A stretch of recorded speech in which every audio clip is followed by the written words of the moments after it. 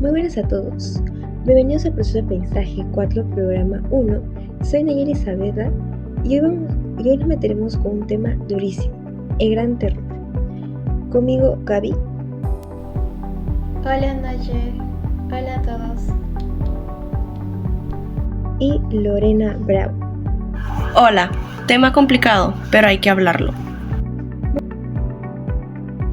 Muy bien, empezaremos por el inicio. Gaby, ¿qué pasó el 25 de febrero de 1956? Ese día, en el siglo XX, del Congreso del Partido Comunista Soviético, Nikita Khrushchev dio un discurso secreto. Criticó durísimo a Iosif Stalin. Ahí se destapa todo lo que se llamó el Gran Terror. Habló de entre 1936 y 1938, 750.000 personas ejecutadas, más de 1 millón deportadas a los Gulag, campos de trabajos forzados. Cifras que no entran en la cabeza. Khrushchev dijo que la culpa era de la adoración de Stalin y de su control brutal para eliminar oponentes. Esa fue la primera versión oficial. 12 años después, el historiador Conquest lo respalda. Dice que Stalin tenía una naturaleza sádica, que mataba para tener el dominio total del partido. O sea, ¿el malo era solo él? Gaby, ¿por qué Khrushchev esperó hasta 1956 para hablar? Porque Stalin murió en 1956 y Khrushchev recién en 1956 logró consolidar poder dentro del partido. Si lo decía antes, los aliados de Stalin lo acusaban de traidor y lo purgaban a él. Además, en el siglo XX, el Congreso era puerta cerrada, solo para miembros del partido. Ahí podían hablar sin que el mundo entero se entere de inmediato. ¿Por qué en secreto? ¿A qué le tenía miedo Khrushchev? Le tenía miedo a dos cosas. Primero, a los viejos estalinistas del partido. Si se enteraban antes, lo destruían políticamente. Segundo, a la imagen internacional de la URSS. Si el mundo sabía que el líder anterior había matado a cientos de miles, el comunismo quedaba muy mal. Por eso mismo, el discurso se filtró poco a poco. Pero después pasaron los 90 y cayó la Unión Soviética y desclasificaron archivos, y gran parte de esa narrativa era incorrecta.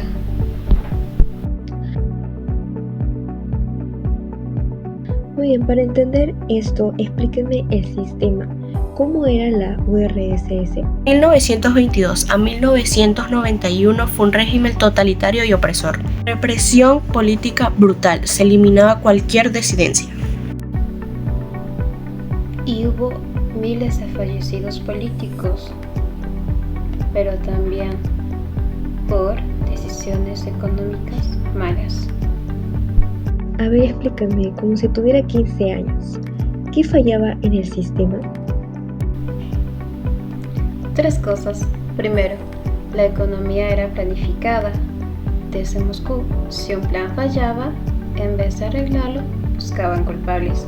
Segundo, solo existía un partido. No podías pensar distinto, porque eras enemigo. Tercero, la política secreta, la NKVD, podía arrestar a cualquiera sin pruebas. Con eso el miedo gobernaba. Aquí entra el libro El gran miedo de James Harris. ¿Y qué dice Harris que cambia todo? James Harris dice que el gran terror no fue para que Stalin tenga más poder. Dice que fue por instinto de supervivencia. Stalin creía de verdad que había complots para matarlo, por dentro y por fuera. ¿No era solo sadismo entonces? Harris defiende que no vino de una personalidad sádica, vino de fallos del propio sistema soviético. fallos en la economía, en la política, en la seguridad, y esos fallos llevaron al caos de los finales de los 30. ¿Y quiénes más estuvieron metidos? Casi todos los élites del partido, de alto rango y locales, los servicios secretos y también mucha gente común, vecinos que denunciaban a vecinos, compañeros de trabajo. El sistema hizo que todos participaran. Entonces por eso el relato de Shushu de un solo culpable era como. Exacto. Así, la culpa no caía sobre el partido completo, ni se ponía en duda el sistema. Chicas, aquí falta algo, la propaganda. Muy bien, ¿y cómo vendían a Stalin? Como el padre de la nación, su cara estaba en escuelas, fábricas, billetes, libros. En todos los discursos hablaban de él como el genio infalible. Y si en tu casa no tenías su retrato, era sospechoso. Tenías que demostrar lealtad todo el tiempo. ¿Y creen que el culto a la personalidad sirve para controlar un país? Sí, porque si admiras ciegamente a una persona, no cuestionarás sus decisiones, aunque sean malas. También sirve para eliminar a todo el que piense distinto. Si no aplaudes, si no gritas, ya eres traidor. Así se cayó a millones.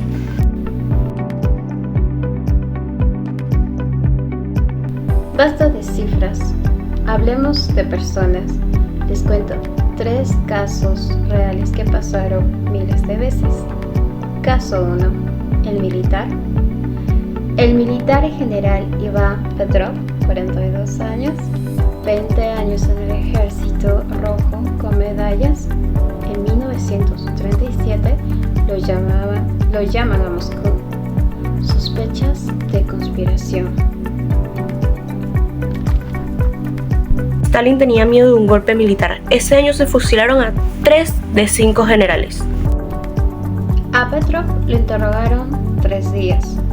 Confesó que era espía alemán. Lo fusilaron.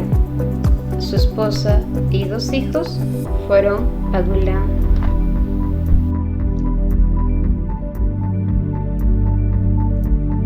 Bien, así se quedaron sin sus mejores militares.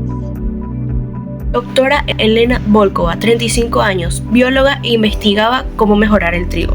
En el año 1938, un compañero la denunció por saboteo, debido a una discusión sobre ciencia. ¿Y qué pasó? 10 años en Colima, a menos 40 grados, su investigación se perdió. URSS perdió científicos justo cuando lo necesitaba. Bien, Mijaíl Orlov, maestro de la historia, 50 años. Un alumno dijo en casa, el profe dijo que Stalin se equivoca. ¿Lo dijo? Nadie sabe, pero lo arrestaron. Esa noche, 8 años de purga, cuando salió no tenía nada. Ese era el miedo, que cualquiera podía condenarte. 3 vidas, militar, científica, maestro, gente que servía al país. Así se rompió la confianza. ¿Y qué dejó todo esto, Lore? Miles arrestados, ejecutados o en gulags. Pero también un ambiente de miedo constante. La gente evitaba opinar. Familias separadas y desconfianza en la vida cotidiana. Se debilitó todo, militares, científicos, profesores y funcionarios. ¿Y el gobierno cómo se mantuvo? Con propagandas y censura presentaban a Stalin como indispensable para la seguridad. Después de los documentos desclasificados, los historiadores pudieron debatir. Pero todo coincide, fue una de las etapas más oscuras de la historia soviética.